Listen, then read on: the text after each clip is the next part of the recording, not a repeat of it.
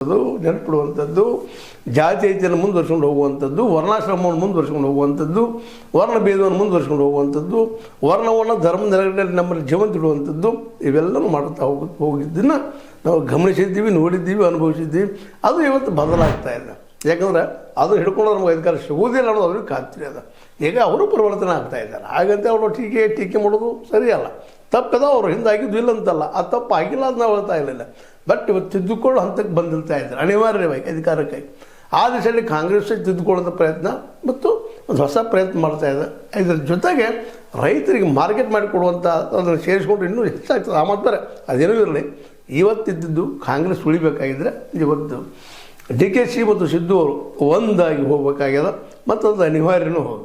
ಯಾಕಂದರೆ DKC ಅವರು BJPಗೆ ಹೋದ್ರೆ ಉದ್ಧಾರ ಆಗ್ತಾರೆ, ಆರ್ ಜೊತೆಗೆ ಹೋದ್ರೆ ಉದ್ಧಾರ ಆಗ್ತಾರೆ. ಅವರೇನೋ ಒಂದಿಷ್ಟು ಕೆಲವು ದಿವಸ ಮುಖ್ಯಮಂತ್ರಿ ಆಗೋ ಕನಸದ, ಯಶಸ್ವಿ ಆಗ್ಬೋದೇನೋ.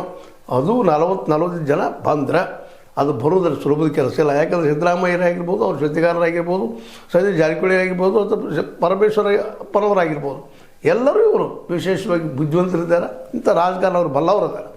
ಈಗ 40-45 ಶಾಸಕರನ್ನು ತೆಗೆದುಕೊಂಡು ಇವರು ಹೋಗ್ತಾರಪ್ಪ BJP ಗಣದು ಹಗಲಗನಸತ್ತು ಮಾತು ಹೇಳಬೇಕಾಗಿದೆ. ಒಂದರೆ ಹೋದ್ರೆ ನಿಶ್ಚಿತವಾಗಿಯೂ ಅವ್ರಿಗೂ ಭವಿಷ್ಯದ ಅಂತ ಹೇಳಲಿಕ್ಕೆ ಸಾಧ್ಯ ಇಲ್ಲ.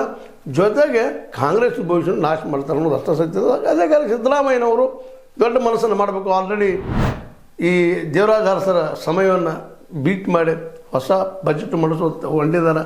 ಹೋಗ್ರಿ, ಅದಾದ್ಮೇಲೆ ಬಿಟ್ಟು ಕೊಡುವಂಥದ್ದು ಯಾಕೆ ಇಟ್ಕೊಂಡು ಕೊಡ್ತಾ ಇದ್ದೀರಿ? ಏನು ನೀವು ಹೊಸ ಸಾಧ್ಯ ಮಾಡೋರಿದ್ದೀರಿ? ಏನೋ ಒಂದಿಷ್ಟು ರಿಸರ್ವೇಷನ್ ಮಾಡ್ತಾ ಇದ್ದೀರಿ, ಹಿಂದುಳಿದವ್ರ ಸಲುವಾಗಿ ಏನೋ ಮಾಡಿದ್ದೀರಿ. ಅದು ಯಶಸ್ವಿ ಆಗೋದಿಲ್ಲ ಅಂತಲ್ಲ. ಬಟ್ ಅದು ಒಂದರಿಂದ ಈ ರಾಜ್ಯದೆಲ್ಲ ಸಮಸ್ಯೆ ಹೋಗ್ತದೆ, ಇಲ್ಲಿ ಬಡತನ ಹೋಗ್ತದೆ, ಶಿಕ್ಷಣ ಎಲ್ಲರೂ ಸಿಗ್ತದೆ ಅನ್ನೋದು ಹುಚ್ಚರ ಕೆಲಸ.